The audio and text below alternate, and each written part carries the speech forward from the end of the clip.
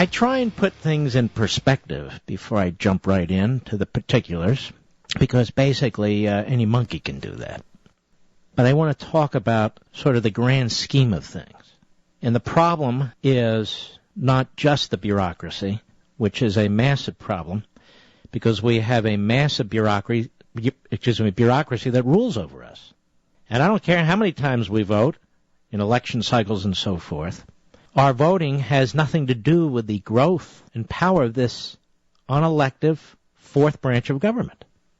Now, Congress, having delegated broad lawmaking power to the executive branch and its departments and agencies that Congress created, contravenes the separation of powers doctrine. And our Congress now watches as the president inflates the congressional delegations even further and repeatedly proclaims the authority to rule by executive fiat in defiance of the same Congress that sanctioned a domineering executive branch in the first place.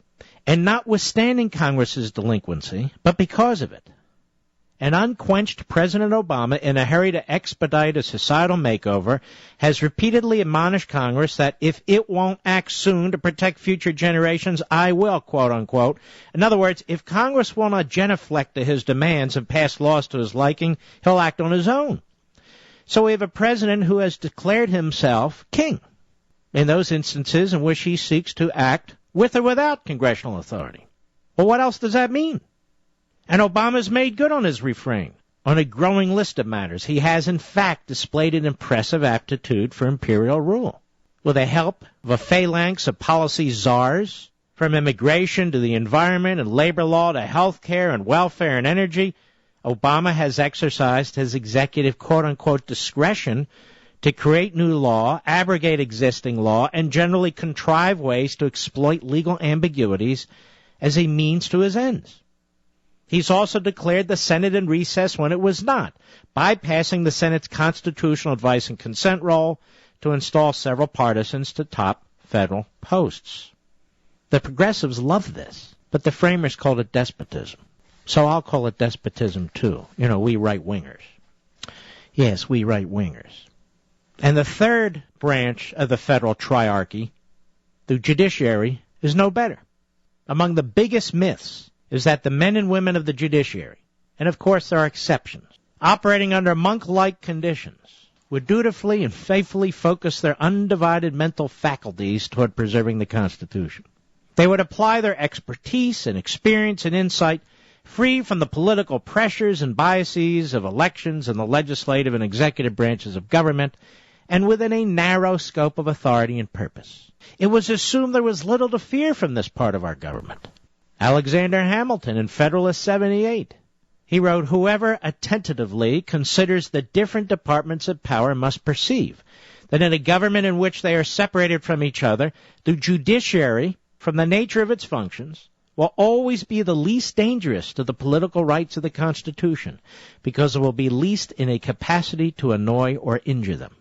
And yet in the early years of our nation, having seized for itself the final word on all matters before it, no more than 5 members of the 9-member Supreme Court can now impose the most far-reaching and breathtaking rulings on the whole of the nation, for which there is no effective recourse." And you know what? Turns out our justices are also God's children. They consist of actual flesh and blood. They're no more noble or virtuous than the rest of us, and in some cases less so, and they suffer from the usual human imperfections and frailties. And the court's history proves it. In addition to delivering the routine and in some cases exceptional rulings, the Supreme Court is responsible for several notorious holdings, including Dred Scott versus Sanford endorsing slavery, Plessy versus Ferguson affirming segregation, Korematsu versus United States upholding the internment of Japanese Americans, among others. During the last 80 years or so, the justices have rewritten sections of the Constitution, including the Commerce Clause, redefining non-commerce as commerce, Obamacare is a perfect example, and the tax provisions, redefining penalties as taxes, to accommodate the vast expansion of the federal government's micromanagement over private economic activity. And the justices have laced the court's jurisprudence with all matter of personal policy preferences relating to social, culture, and religious issues, many of which could have been avoided or deferred. So what do we have here? What was to be a relatively innocuous federal government, operating from a defined enumeration of specific grants of power, has become an ever-present and unaccountable force. As I've said many times before, it is now the nation's largest creditor, debtor, lender, employer, consumer, contractor, grantor, property owner, tenant, insurer, healthcare provider, and pension guarantor. And with aggrandized police powers, what it does not control directly, it bans or mandates by regulation. The federal government regulates most things in your bathroom, your laundry room, and kitchen, as well as the mortgage you hold on your house. It designs your automobile. It dictates the kind of fuel it uses.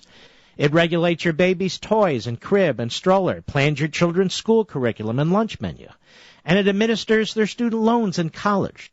At your place of employment, the federal government oversees everything from racial, gender, and age diversity of the workforce to the hours, wages, and benefits paid.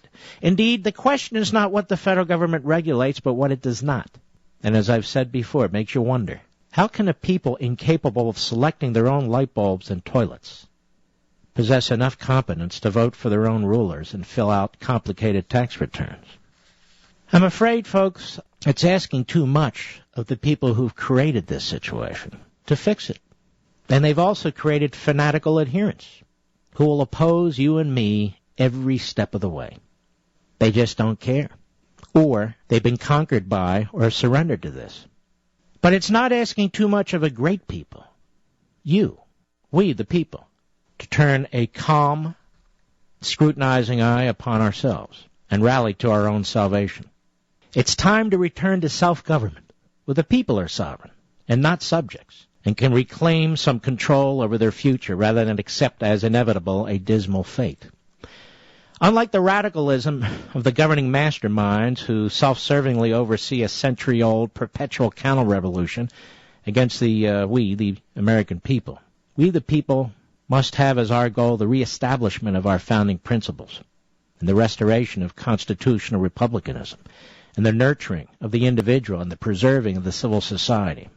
This requires, first, an acknowledgment of the federal government's unmooring from its constitutional foundation. Second, an acceptance that the condition is urgent and, if untreated, will ultimately be the death knell of the American Republic. Third, the wisdom to rebalance the government in a way that is without novelty and true to the framers' original purpose.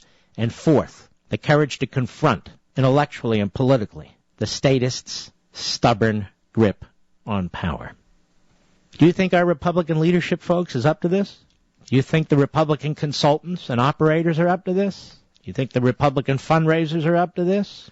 Do you think all the ex-Bush officials all over cable TV and in other areas of opinion are up to this? I don't think so, do you? Well, one day we, you, me, millions of us, have to take matters into our own hands. No, I don't mean violence in any respect. One day, we have to take back our government, and there are ways to do it. What are they, Mark? There are ways to do it, and we will be talking about that in the months ahead. But first and foremost, we have to recognize and accept the environment in which we're living right now. And we have to recognize and accept that in so many respects, in too many respects, it is an unconstitutional form of a system that has been put in place. And this is why you have quote-unquote IRS scandals. This is why you have quote-unquote EPA scandals. This is why you have favoritism, cronyism, massive spending fraud and abuse and waste, confiscatory taxes, no respect for private property rights, no respect for entrepreneurs or businessmen of any kind, claims to represent the middle class, quote-unquote, when in fact the middle class is being targeted. The reasons for all this, called the non-delegation doctrine. The non-delegation doctrine. That is, the Congress has legislative power that it cannot delegate in wholesome ways to anybody else, to anything else, to another branch of government. The Constitution's language is quite clear, and this is a core function of Congress under Article 1. Quote, all legislative powers herein granted. All legislative powers herein granted, quote unquote, belong to Congress. I told you yesterday that in 2012, Congress passed 81 statutes that were passed by the president, 81 laws, signed by the president. The federal bureaucracy issued over 3,000 laws. They call them regulations and rules, but they're laws. They have the power and effect of the law. And herein is the problem. This huge gap between the will of the people and the will of the federal government. This is why when people say you deserve the government you get, well, what about those of us who don't like what's going on? And we vote, and we vote, and we vote.